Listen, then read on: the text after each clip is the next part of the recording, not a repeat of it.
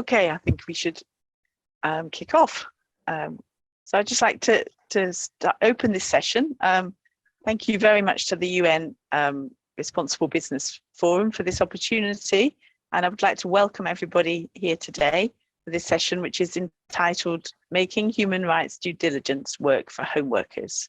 So first of all, I'm based in this session, I think at the moment, so I'm sure you've been discussing in other sessions of the forum, there's increasing calls for human rights due diligence to become part of legislation and processes to do that.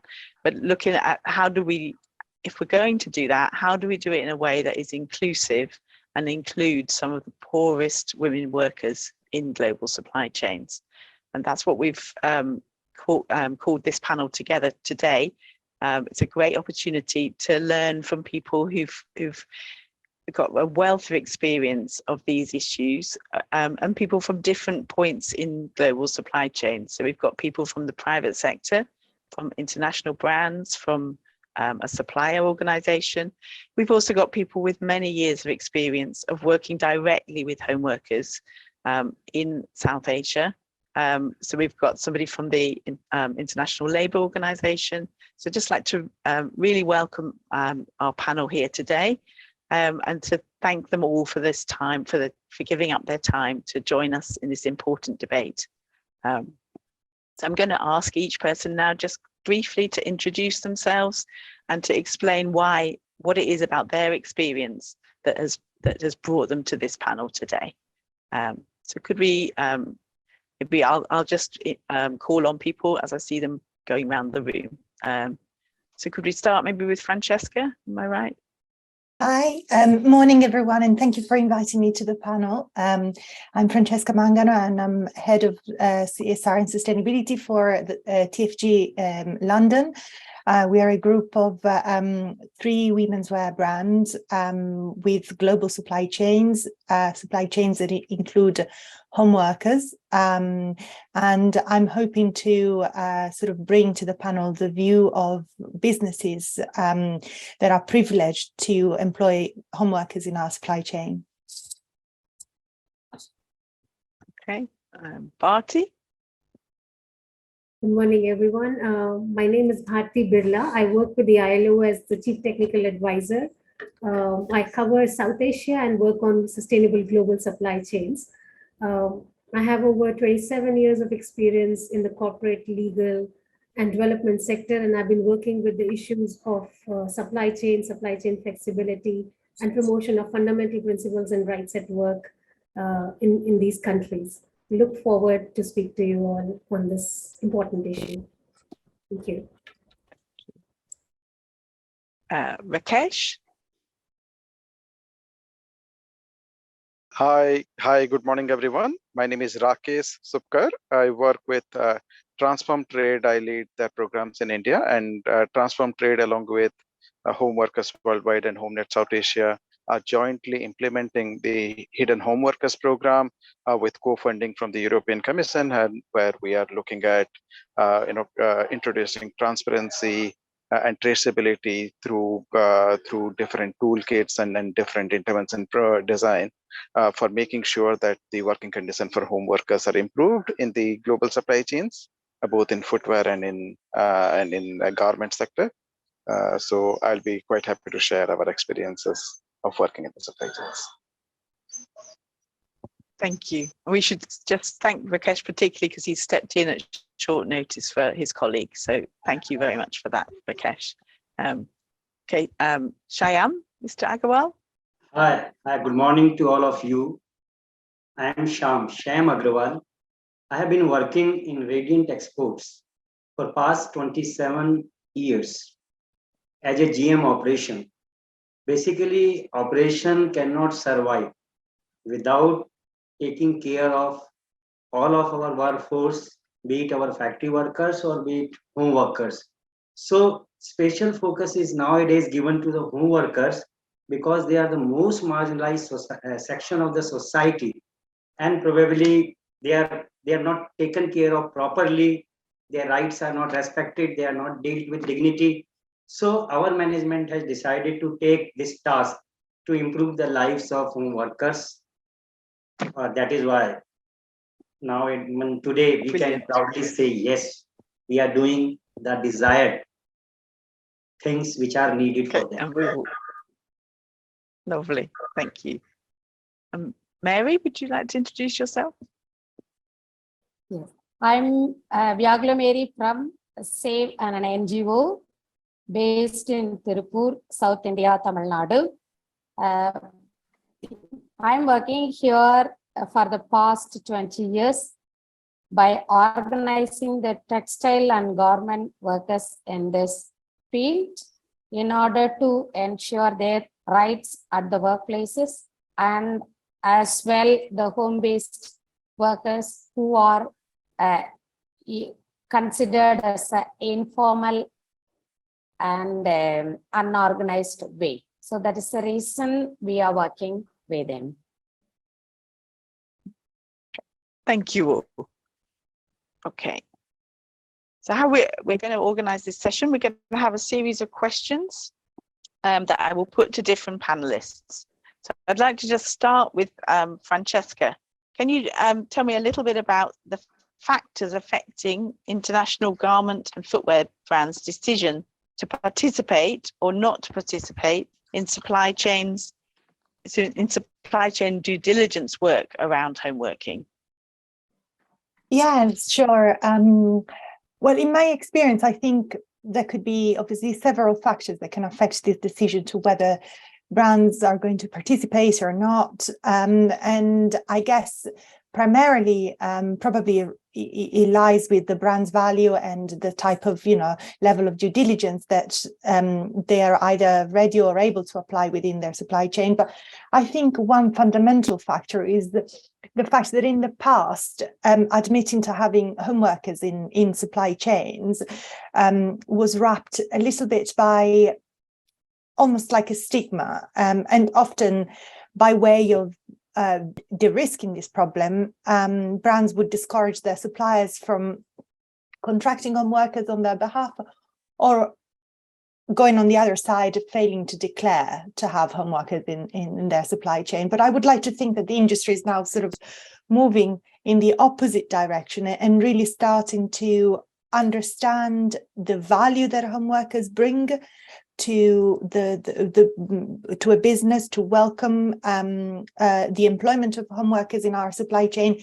We certainly as a business do that, and because we see that as not only obviously keeping the heritage of craftsmanship alive, but it also contributes to the livelihoods of remote communities that strive obviously from working in their own safe surroundings. It allows us to look at our supply chains with a more focused gender lens, identifying more vulnerable workers that perhaps are not recognized entirely in terms of the value contribution of our supply chains, but also looking at, nowadays we talk a lot about climate change and just transition, and how do we sort of apply that concept in our supply chain. And we cannot properly apply this concept without including every part of our supply chains, whether it is from tier 1 to the most remote tiers of our supply chains. Admitting that we haven't identified where these home workers are, it's also fine, as long as then the progress will come to place to enhance the human rights due diligence, where we can embed ethical and transparent business practices, where we can work with the experience and the wealth of expertise that NGOs can bring to the table. From my own experience as well, working with the NGOs like Home Workers Worldwide and Transform Trade in some projects that we run in Bareilly and Secunderabad, it has been really, really important to resurface sort of that most important workers' voice that is essential to bring sectoral change. So again, there are several factors, but I think I would like to think that we are moving towards a sort of a different, enriched dialogue. And I hope that, with the intervention of more mandatory human rights due diligence for brands, we can shine a brighter light in areas of our supply chains where perhaps visibility is still very, very limited, or understanding of operations are very different. Mm-hmm. Can you say a little bit more about why transparency is really important for your due diligence work? Well, transparency, first of all, gives you a grasp of where your supply chains are. And I think that because supply chains are so ingrained in how business operations work, and for the sustainability, also financial sustainability of a business, it's really important to understand where your products are coming from, first of all, but also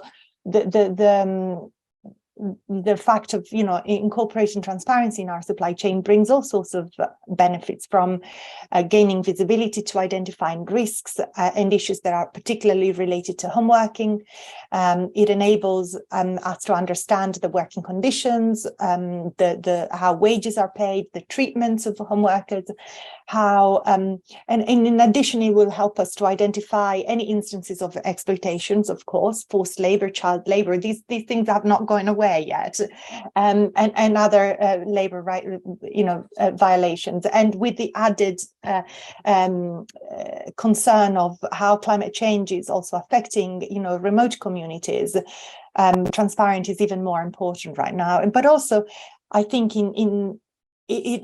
by having transparency, by having visibility, it will allow brands and all stakeholders involved to take their own shares of accountability in making sure that obviously a just transition is applied, making sure that when responsibilities are shared, we take appropriate remediation actions where needed. And also, by allowing transparency with our supply chains, we're also allowing for the opportunity to collaborate with other peers, whether it is other brands in the private sector in a pre-competitive environment, whether it is collaborating and reinforcing that relationship with our suppliers, whether it is dipping into collaborations with, as I mentioned, NGOs, because it will enrich our knowledge of the topic. It will allow us to resurface the workers' voice, and all the other stakeholders that are included. How are we empowering women within our supply chain, remotest part of our supply chain, to really fully actively enter the workforce and contribute to their local economies, to their local livelihood, and to their personal development and the development of their children and their families, whilst keeping alive, skills that are beneficial from a business perspective for us, but also, part of cultures, global cultures. And so that there are all sorts of reasons why transparency is important, and recognizes the individuals in our supply chains as active parts and contributors. Mm-hmm. Thank you. Okay, I'm going to turn now to Mary, who's been working directly with the home workers in Tirupur in South India. Mary, can you tell us some of the challenges involved in extending due diligence along supply chains to include home workers? Can you tell why transparency is really important for home workers from their point of view? And explain a little bit some of the challenges that the home workers face, the home workers that you're working with.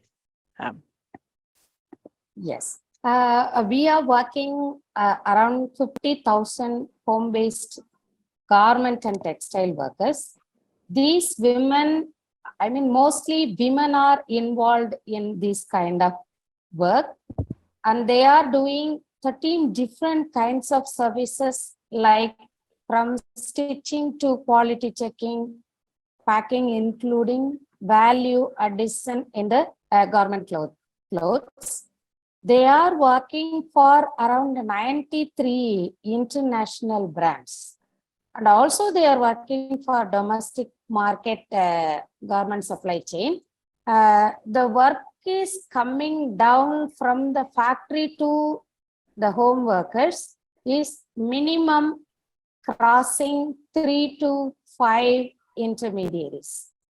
So the issues lying over here.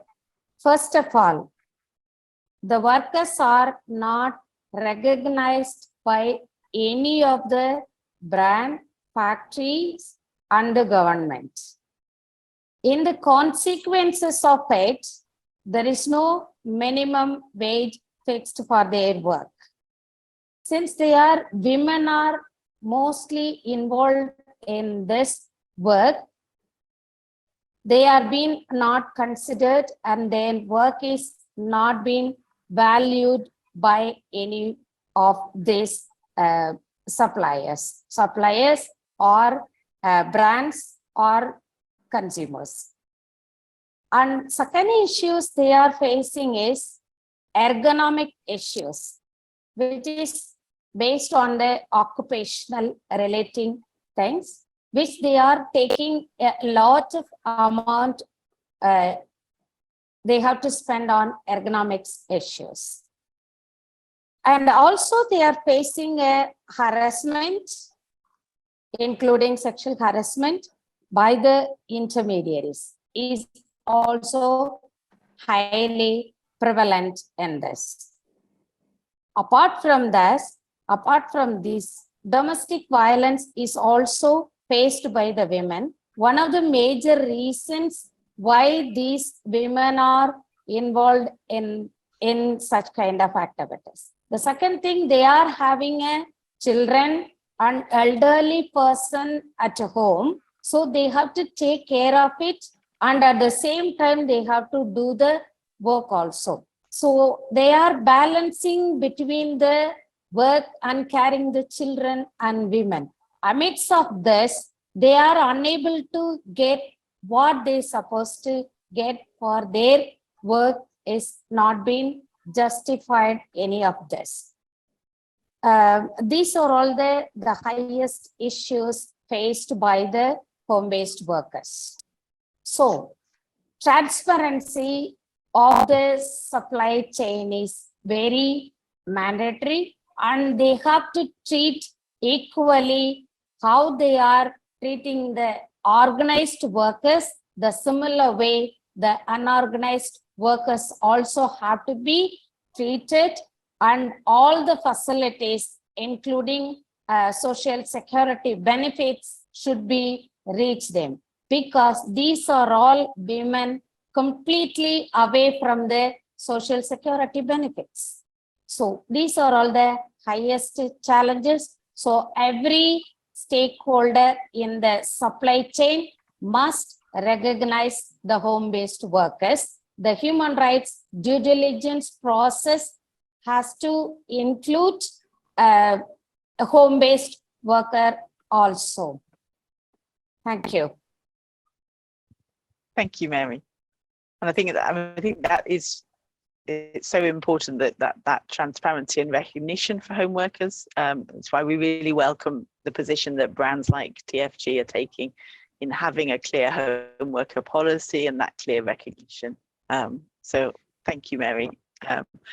Shyam, could I turn to you now and ask you to explain just briefly what the challenges that you faced as a supplier that's aware that you're using home workers within your supply chain? And so these are women that are at the ends of supply chains that are doing either embellishment work or, as Mary talked about in Tirupur, cut, make and trim tasks, but that are located within their own homes rather than in the factories. So can you just explain a little bit about some of the challenges you faced when you were aware that these women were in your supply chain? So Thank you for inviting me on this forum. Challenges are abundant. First of all, you see, we are operating from North India, and mostly it is in UP. UP is almost equivalent to 16th largest, if you miss equal to the countries. So it becomes 16th largest country, one state only. And we have 3 states. We have, exactly speaking, it is 3,990 home workers in this location. They are spread in around 122,000 square miles. So managing 4,000 home workers from those who are working from their home is really a very difficult task. then access. You see, they are in remote villages. There is no public transportation to reach in those villages. They don't have even addresses, proper addresses. So in place of addresses, they use the name of their village. So reaching those places, allocating our resources to manage and control these home workers and subcontractors, it becomes very difficult. You see, these home workers are having very low awareness about their rights. They have very no or very less formal educations. So when we give them trainings, so it takes a lot of time. Multiple trainings are given, then only they understand what we wanted to tell them. So it is also a difficult task to educate them. Then it becomes allocating the resources. You see, there is a competition. Even the brands and retailers, they are not ready to give the prices. Maybe they are also scared if prices will go high, probably they will lose their customer base. So that is why prices are same. Many of the brands are not bothered to take care of these home workers, home working women. They talk about, of course, human rights, rights of female workers, but still we face this challenge that the prices are not given. So it is very difficult to give the fair wages or at least minimum wages to these home workers. Then it comes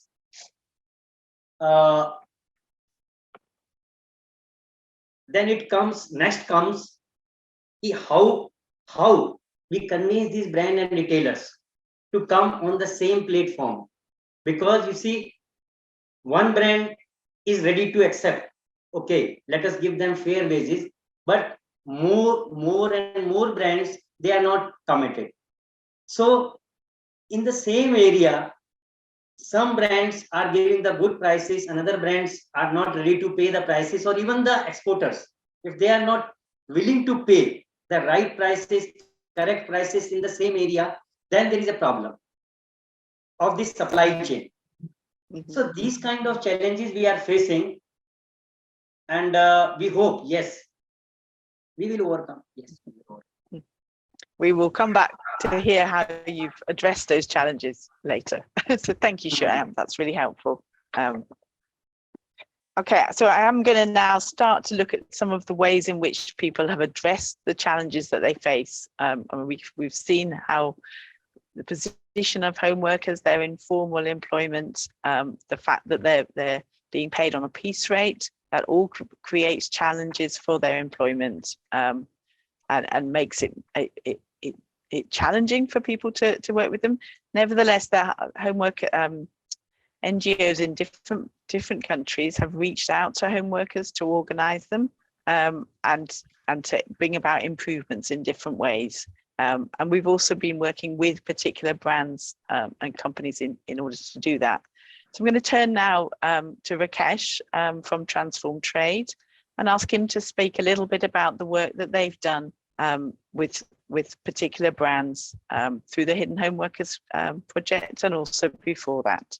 So welcome, Rakesh. Could you say a few words about some of the work that we've been doing? Yeah, sure. Thank you, Lucy. Yes, so as we understand, I think the home workers are a particularly vulnerable segment in our supply chains, and they're often the biggest challenge of making or of working with them is the fact that they are hidden. The brands or the buyers really don't have a clear, transparent view of their presence, if at all. And even if they know about their presence, they don't have a good sense of the working conditions, the kind of wages they're being paid, and things like that. So with that view, within the Hidden Home Workers program, we felt that the program will be able to create impact only through a multi-dimensional work. So there is one key pillar of our program which looks at working with home workers directly at the grassroots level through home workers collectives or organizations that are directly working with home workers at the cluster level, like Mary's organization SAVE that are working in Tirupur, and through that we look to collectivize them and then connect individual home workers to collectives and their peer groups. The second pillar of the work is to work with brands and buyers or multi-stakeholder initiatives to engage with them, to create awareness and make sure that they recognize and encourage them to adopt some of the transparency toolkits that have been created by the program so that the issues and challenges faced by home workers can be addressed. And the third key pillar is to work at the policy level with the government to make sure that inclusive policy is recognizing home workers' contribution and value addition to the program is recognized. So those are the three key pillars through which the Hidden Home Workers program has been working with all of our partners. And we've been fortunate that we have engaged with multiple, especially with the second pillar, with the brand and multi-stakeholder initiative engagement. We've engaged with multiple brands and with multi-stakeholder initiatives who are sensitive towards the issues and challenges faced by home workers and are striving towards creating a more inclusive supply chain, create better working conditions for the home workers. I'll give two short examples of what has worked. In one of the work, where in fact your organization, Lucy, home workers worldwide were involved, where we worked with the Pentland group of brands in the leather footwear supply chain, where a detailed mapping of their supply chain in the Ambur cluster in Tamil Nadu was carried out, and a good understanding of the kind of challenges related to health and safety, workplace health and safety for the home workers, but also more importantly to the wages and the wage rates that are being paid to the home workers could be mapped. And then in consultation with the brand that we had partnered with, we could actually advocate with them to have a revision of the piece rate, and the piece rate we could see increase of almost 40 to 50% in the piece rate that the home workers were getting, because the brand was a ethical brand. Pentland, who we were working with, were really sensitive to their issue and wanted to make sure that the home workers are getting paid the legal minimum wage in that context. So, so it is possible to make that kind of difference if we have a brand and a supplier engaged as part of the project who are willing to make that change. The other example I want to give is that a work that we are doing with a multi-stakeholder initiative, like the Fair Wear Foundation, who are a collective of many brands, many European brands, especially around Holland and Germany, who are striving to create a good working condition for workers in the garment sector. They had an old guidance document of how they view home working and inclusion of home working in their supply chains for their brand members. But with the with the new legislation like the human rights due diligence legislation coming up by the EU, they were quite keen to get that guidance document updated to take into account the new regulatory environment, and they partnered with us. And Fair Wear Foundation has been a partner with the project for a long time. They have been part of the various forums, the different multi-stakeholder initiatives that the project has established, like the Tirupur Working Group, the North India Working Group. So they have been a constant, they have their constant presence there, but they also specifically wanted us to review the guidance document that they provide to their brand members, and we could really review that, provide them key suggestions, and which hopefully now the Fair Wear Foundation will be able to share with their brands with the updated guidance document, which takes into account the needs of the home workers, the need of setting the piece rates correctly, the need to recognize and have a home worker inclusive policy as part of their procurement policy of the brands, as part of their guidance document. So some of such progress can be achieved if we have brands that are sensitive, buyers that are looking to make a difference to possibles. I think a lot of time brands and buyers feel that home workers is a very difficult subject to engage on. But with our experience, we have seen that if you partner with the right group of stakeholders, you have good suppliers on board, with whom you have long-term relationships, and at the cluster level, you have good civil society organizations that you engage with. It is very much possible to create transparent systems and toolkits to engage with the home workers. And currently also the program is involved with a number of brands. I think the TFG group, Francesca is on the panel here, and she will probably share more about the engagement. We have been having a very positive engagement with the TFG group as well in their supply chain. So I wanted to also thank the brands and the buyers who are engaging with the program to make sure the working conditions is improved for the home workers. Okay, thank you, Rakesh. That's really helpful. I mean, before I turn to Shyam, I should just explain that we're having some short questions that we've prepared with our panelists, but I'd also encourage members of the audience to add their own questions into the Q&A box, and we will come on. We have got plenty of time at the end for to respond to some of those questions. So I've seen that there's one question in the chat, but there is, I think the Q&A box is the place to put your questions. So do please put, as people are speaking, if there are the things that come to you, that questions that you have, do please use that opportunity. So I'm going to now turn to Shyam, who's been working as a supplier and has developed a system for managing the many home workers that are involved in making the products that his company sells. So Shyam, could you explain a little bit about the key points of that system, what's been really important, and how have you addressed some of the challenges that you faced? Okay, we started this program in 2018. Initially, we had set clear vision, then goals, objectives, and lining with our internal code of conduct and United Nations Social Development Goal. We developed, initially we did the risk assessment, identified the risks associated working with home workers in these remote areas. Based on those risks, we identified the exact root cause of the problem, and then we developed action plan, corrective action plan, and preventive action plan. We developed policy and procedures. We developed a recording system and formats. So as per our system, when we start work with any subcontractor, as I said, that it is very difficult to work directly with these home workers and to manage and control at 4,000 homes. So we are working through subcontractor. Initially, whenever we add any subcontractor in our supply chain, we give them proper training. We get a signed contract agreement if ever they violate our policy, procedure, standards, and whatever we are telling them to do. So if it is violated, then there will be a severe consequences. Then we ask subcontractor to deposit, to submit ID card, unique ID card to verify age. Second, they should give us their family details. Why we are collecting family details?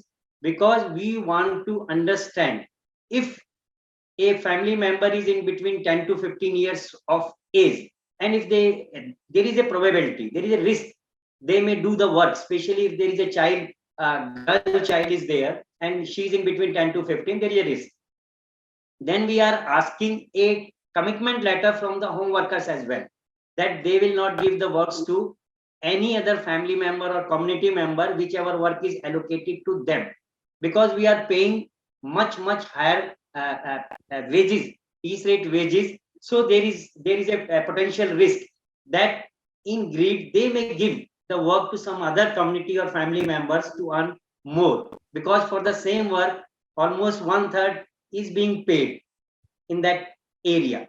So after getting all these 3 documents, then we arrange trainings. Training is very important. It takes a lot of time. Multiple time of trainings are given until we are not sure. Yes, now they understand our policy procedures.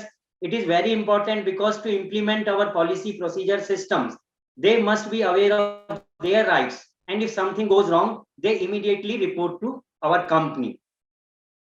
After giving them proper training, like effectiveness of training is done, then we issue them passbook. Passbook is basically where issue receipt PCs are recorded, wage records are maintained. If any advance and loans are given, it is also maintained in that passbook. Health and safety, if any issue comes, or if they take any treatment, or if they take any vaccine, so that should be recorded. Personal protective equipments, use of those PPE should be recorded over there. Then we give them a manual. Again, the same policy procedures with a manual in local language is given to them. We encourage them if they do not read, if they do not understand the language. I mean, probably because of a literacy rate, it is very difficult sometimes to understand even the same language which they speak. So we again tell them through that manual, underage workers are not accepted. If any discrimination is happened, then where to report, how it will be addressed. I mean, grievance redressal mechanism. Then anti-abuse policy is there. Then we tell them how the piece rates are calculated. Time and motion studies conducted within that location. We take the 6 workers. The 6 workers are having different type of skills. Different type of skills means someone may be very fast, someone may be very low, and someone is doing work in medium terms. So we take the average time and then we multiply by the minimum wage, and then the piece rate is decided. And this piece rate is always, and minimum wages in that area is always pasted in their passbook. So they should always aware if anything goes wrong. Suppose subcontractor is not giving them the desired rates, so they may immediately complain, because we have 3 numbers given. They can call us, their name will be kept anonymous, investigation will be done, and immediately action will be taken as per that manual book. If they find ever any child, not only in our supply chain, so they are encouraged to report it to our company. So we will go there, we will convince them they should not use the child labor because it is not in the interest of our country. If they find, our buyer and brands find, then what will happen? So these kind of awareness is there. Pay system policy, they should be paid within time. Whatever work they do in a month, they should be paid before 10th as per our policy. And again, if ever any of these systems, policy, procedures are violated, they will have to report to our company. Then actually there is a challenge, you see, because of traditions, because of religious barriers, cultural barriers, it is not allowed to visit their home sometime. I'm not talking about all the people, but few workers are not allowed to visit their home because of these barriers. So we convince them it is in their interest, because our team, those who are controlling and monitoring these home workers and subcontractors, they visit without informing subcontractor, because they wanted to know the facts on the ground. They check their record, their passbooks, they match those passbook records with a register maintained by the subcontractor. You see, because of almost we are giving them 4 times more than the whatever is given by the other contractors. So risk is there. Even subcontractors sometimes they may issue. Suppose we are giving them 10,000 pieces of a particular design. So 5,000 pieces will be issued to the registered worker, and he may try to make the 5,000 pieces outside. So he will earn 4 times more. So to manage and control and to verify, yes, everything is going fine, correctly. So we anonymously visit our home workers. Then we are telling them about, if ever any case is happened about discrimination, for example, sometimes they favor their community people, maybe because you see, India is a caste, there is a caste problem, there is a religion problem, there is a reason problem. So they may do the discrimination sometime.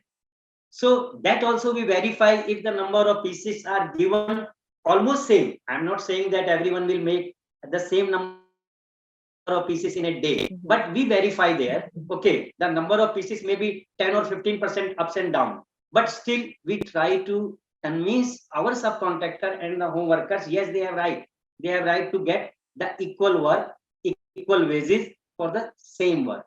So this is our methodology. And if ever, I just give you an example, we have found one of our subcontractor has not given the proper rates to at one of our location, and he had made the pieces from unauthorized home workers, those who are not registered with us. We have taken the legal course of action. The case is pending in the court. Now they will decide what to do. We are asking our subcontractor, okay, give us the name.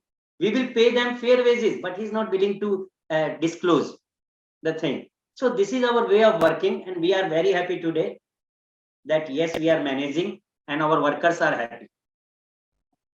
Thank you, Shyam. Thank you. Really, really good to hear about the access to grievance. I think that is so important that there is that it's somebody that home workers can go to if there is a challenge. So I'm going to turn now to Bharti. Bharti, could you tell us a little bit about the work that you've been doing at the ILO and how you've been trying to respond to some of the challenges that home workers and also other stakeholders within the supply chain face in trying to address these issues, and what you think is needed now? Thank you so much, Lucy. I think the issues that have been raised by Mr. Shyam and also Mary, those are very pertinent issues, and I've been working on this project called Towards Fair and Sustainable Global Supply Chains in South Asia, promoting decent work for invisible workers, where we are trying to focus on the lower tiers of the global supply chains. And not just the home workers, home-based, micro home-based enterprises, subcontracting, small subcontracted units. Similar challenges are there in those as well. And some of these challenges also happen because of the informality. And secondly, it is also because of how the production is outsourced in global supply chains, and it is required for that flexibilization. This flexibility is required in supply chains, and also helps reduce costs. Now, the question is, if home workers and these small micro units are a necessity for global supply chain, then how do we ensure that there is decent work along the supply chain and there is transparency? Based on the work done, and despite numerous efforts that have been made by global brands, multi-stakeholder initiatives, and several transnational private code of conducts and audits, we do see that most of the supply chain initiatives confine themselves to the upper tiers of the supply chain.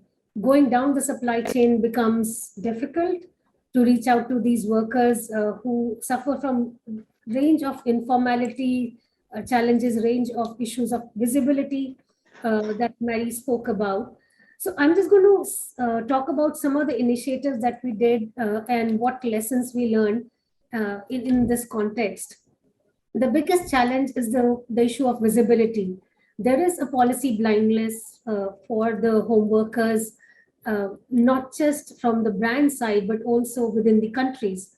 Home workers, if you look at the labor statistics, labor force survey, you don't find enough home workers mentioned there. So what ILO work with the governments and try to include home workers as a category of workers in the labor force survey. For example, now Nepal has that.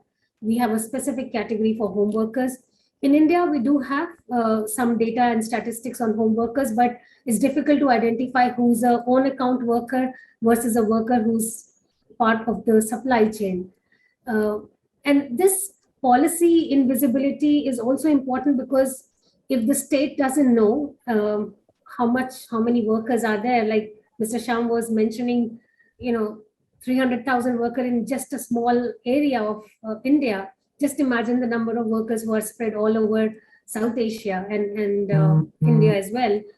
The second issue is that it is a women-dominated profession. It's low-paid, low-skilled, and huge number of women work, and these women also do not see themselves as workers.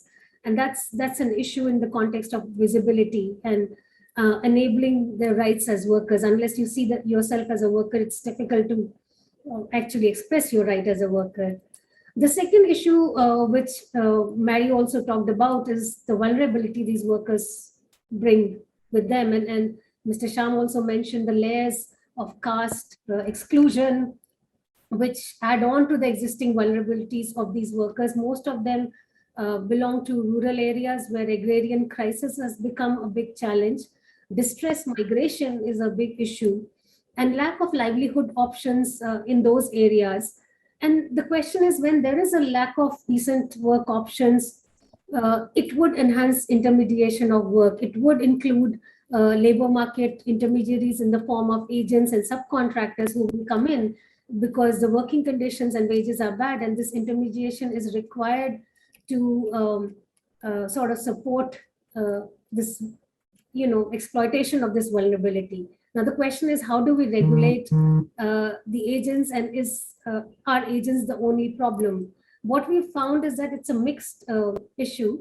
Agents sometimes add value, like Mr. Sham was mentioning, that employers cannot reach the villages. They need an aggregator, they need a labor market intermediary to help organize and collectivize workers.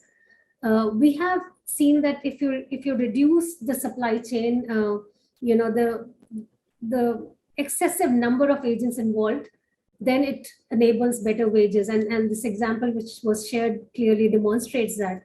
We've also tried such initiative with the unions, where unions have collectivized and unionized workers, and then of the unionized workers, they have formed self-help groups. So now the self-help groups are directly negotiating and taking work from the employer, eliminating the use of a labor agent. And that has worked well. We have examples from Tirupur and in Nepal, where we have used this model. In Nepal, we've also used models of cooperatives, where we had financial cooperatives and we built their capacities to become producer cooperatives and directly take responsibility for not just wage negotiation, but also the quality and timeliness of the orders, because that's very much required in global supply chains. The issue of informality and how to deal with it, because most of these workers do not fall under the labor law. Now, if there is an absence of national law covering the rights of these workers, the question is how far we can go.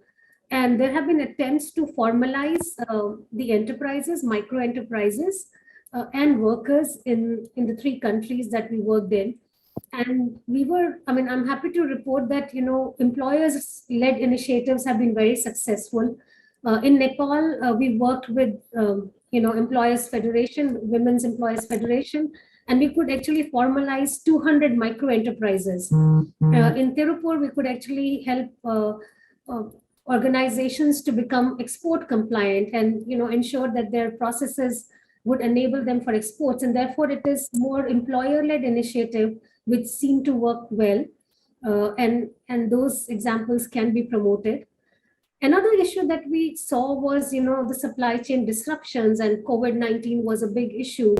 And the question is, who suffers the most? What we found that because of supply chain disruptions, the impact of those supply chain disruptions is actually maximum felt by home-based workers, because their work was not taken up by the companies who gave them work.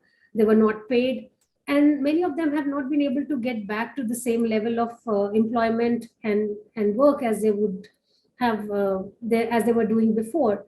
In context of India, we had multiple challenges. Not just the COVID, but we also had demonetization. We had the issue of GST, where the GST component was also passed on to the home-based workers, but they could not claim it back because they are not formal and there's no way to recover that amount. So the question is, how do we look at supply chain disruptions and make sure that all supply chain actors are responsible, and that this whole burden doesn't get passed on to the home workers. We also felt that in case of issues of piece rate wages, that was a very interesting work that we also did, and we did 3 kinds of piece rate wage calculations. One with the government as to how the government should calculate it, one with employers, exactly what Mr. Sham described, and then also with the workers themselves on how to calculate the value of their own work, how to calculate what is the cost of the work that they're doing. And this was interesting, and I would like to bring the employer's perspective here. When we did this exercise with employers, many of them came and told me that we never realized that so much effort goes into producing a garment or an embroidery piece. And they said that if they would have known about it, they would have actually negotiated a better price with the brands. And same as with the brands, because you don't know what is the value of work that goes into producing that piece. And I think that is important, that the workers themselves realize what is the cost of their production, what is the value of their work, because many of these workers are not just producing for supply chains, but many of them also act as own account workers. So value of women's work is anyway, it is undervalued, but in the context of home workers, it becomes far more undervalued. And this was a very empowering exercise, and we thought that was good. One challenge is about the employer-employee relationship. That doesn't exist in most, it is hidden, and it's not visible. So we try to work through the employers, so that employers become in direct contact with the workers, because this helps in not only enhancing the skills of the workers, by giving them trainings, but many of these workers have started their own micro enterprises. So home-based workers, can actually be another agent for promoting entrepreneurship, and moving from, say, a cutter or a embroiderer to actually a micro entrepreneur. And Tirupur in India is a very big example of how home-based workers or own account workers or factory workers have set up new enterprises. So if we look at the role home workers play, it's huge. And I think that's why we really need to accept their presence in the supply chain, and try to see how we can promote decent work, especially, we can start with very basic, the fundamental principles and rights at work, start with those 5 and move on to wages and working conditions. And that can produce more sustainable results rather than, just pushing from the top. If it starts from the bottom, and if it starts from the national employers, that is more sustainable, as we saw in the work that we did. And of course, this would require also brands to come forward, and and MSIs to educate the employers, to work with the employers to make sure that these things can be done, and whatever support is required at that level can be provided. So I think that's it from my side at this moment. Thank you, Bharti. Thank you. It's really, really helpful to see a slightly wider picture drawing out from your experience. Okay, so I'd just like to turn to one of the questions that's been coming in the chat now. So it's a question for Mary, and I think it picks up on some of the things that have been raised. Mary, can you tell us a little bit about the situation of the home workers during the pandemic, and also whether things have recovered now? What's the situation now? Has their work increased to pre-pandemic levels, or is it still facing challenges? Yes, thank you, Lucy. During the pandemic, the very worst affected workers are home-based workers, because these people are depending completely on the factories. So the factory shut down. So the 100% of services is being cut down for the home-based workers. And also they do not have any social security benefits at all. So it is a very, very affected because of the pandemic. Then after pandemic, what had happened? Still, all the garment factories are aligned with getting the order. So when the order is overflowing, then it's coming down to the workers. So at present, still the workers are not able to get the work, since they are depending on the garment work. So in such a situations, the home-based workers have to have a multiple talent to divert their skill to some other work, because it is a livelihood.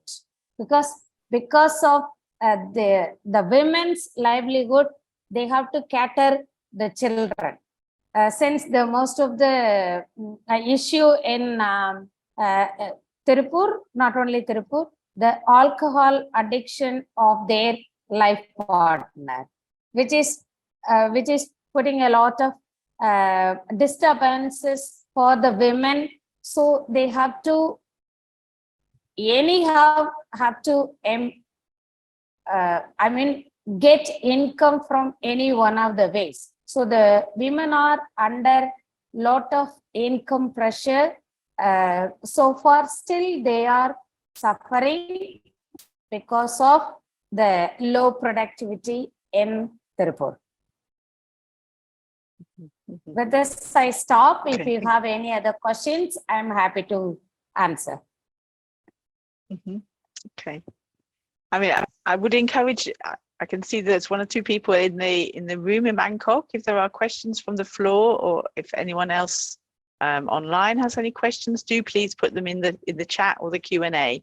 I know there's been a question that came in for Mr. Shyam. I don't know if there's anything else that you would like to say about how you responded to complaints. I think you did explain quite clearly that there was a complaints process. I think it's also really helpful if there is a local civil society organization that can support the home workers. That can also be really useful in terms of access to grievance. Could we maybe a question to think about for all the panel, as the legislation is progressing in the European community, are there things that you would want to see within that legislation that would help to support work with home workers and work in your supply chains? So maybe I could ask particular panelists to say a few words about what would they like to see. I mean, Francesca, I know you're really keen to encourage other brands to take a similar position to TFG, and so I mean, some of these challenges are really difficult for one brand to solve on their own. So are there things that legislation, what would you see that would be really helpful? Oh, 100%. First of all, I just wanted to say how inspiring I found the contribution to all the panelists, and particularly hearing from a supplier's perspective, the elements that have been taken to sort of implement certain things and certain tools, and the benefits that we've harvested from working with the likes of Rakesh and Lucy, etc. But I think that, I mean, we've been forever advocating for mandatory human rights due diligence, and maybe sounds a bit weird coming from a business perspective, because ultimately, you know, the burden of this legislation will also be on us. But I think that, as Lucy said, I mean, we've for many years pre-pandemic, in fact, when I visited the home workers firsthand was in January 2020, that was pre-pandemic. And I would encourage anyone that works with products, that designs the products, that develops, that negotiates costs, to go and have access to these home workers. Is an absolute privilege, but you will really see the intricacy of the work and how important it is to put the right amount of remuneration towards that product. But I think that what we struggled with is to find other partners amongst our peers to collaborate. And I think that this legislation that actually mandates human rights due diligence will hopefully, what we would like to see in it is to, first of all, broaden the scope to include smaller companies, because that would build sort of the necessary leverage to in highly fragmented industries like the ones that we operate in. We would like to see an element of responsible purchasing practices that are obviously, purchasing practices are the root cause of many human rights infringements. And obviously, hence the merits that merits a more explicit inclusion in core legislations.